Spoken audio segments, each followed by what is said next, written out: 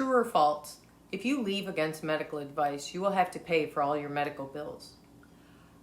I want to share with all of you the reality of leaving a skilled nursing facility against medical advice. Do you hate the skilled nursing facility you are at? Are you being told you are not able to return home and that you would be held financially responsible for all your medical bills if you leave against medical advice? Then stick around to understand what it really means for you if you leave against medical advice. My name is Lucy, and I have been a therapist in skilled nursing for the past 10 years and want to help you avoid the skilled nursing home trap.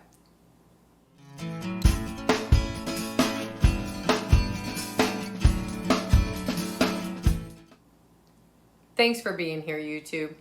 Now to the answer if you are financially responsible for your medical bills if you leave against medical advice. According to a study published in the National Library of Medicine, no cases of payment refusal by insurance companies, even Medicare, have been for a patient leaving against medical advice. This persuasion tactic is absolutely not true, and this false belief has been perpetuated throughout healthcare for years.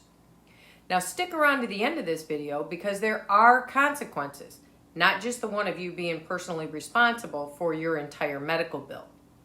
This untruth has been handed down throughout the medical field due to the most common reason for counseling patients being to reconsider their staying in whatever facility they are in. In a nutshell, it's about money, not your well-being, but their pockets. Now on to the consequences. There are consequences to leaving against medical advice, so listen to what all the consequences are, and if you are your own person and are considering leaving against medical advice, then you can make the best decision. The facility should inform the patient or their guardian, if they're not their own person, of the patient's right to refuse care and leave the nursing home against medical advice, also known as AMA. The patient must also be informed that the facility will notify Adult Protective Services when a patient discharges themselves AMA if the patient is at risk for harm.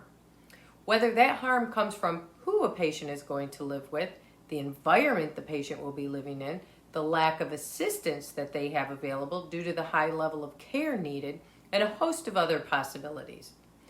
Often, although a patient's goal upon admission to a skilled nursing home is to return home, the patient's health care needs prevent a safe discharge to do so.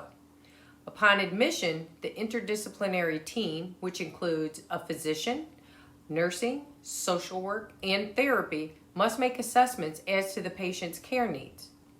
This may include the development of a discharge plan for the resident to return safely home, if home is the appropriate discharge place. If you leave AMA, you likely will not receive physician's orders for any equipment or services that may be covered under any insurance plan, even Medicare, to help you in your home. This is likely due to the lack of ability or training to safely use any equipment recommendations that the facility could be held accountable for recommending due to the risk of harm and liability. What is another option you could use if you really do not want to stay where you are? Think about transferring to another facility. Now keep in mind, the facility you want to leave will likely not waste resources on assisting you with finding another facility, but they are obligated to transfer all your medical information and orders to the other facility. The new facility must agree to accept your transfer, but they do not have to take you. The other facility may not have any available room, they may not be able to accommodate the level of care you require, or they may not accept your insurance. For instance, not all facilities are VA approved. The Centers for Medicare and Medicaid have a website that offers a list of facilities with a rating system that can help you find alternative facilities. I'm going to leave a link in the description below this video.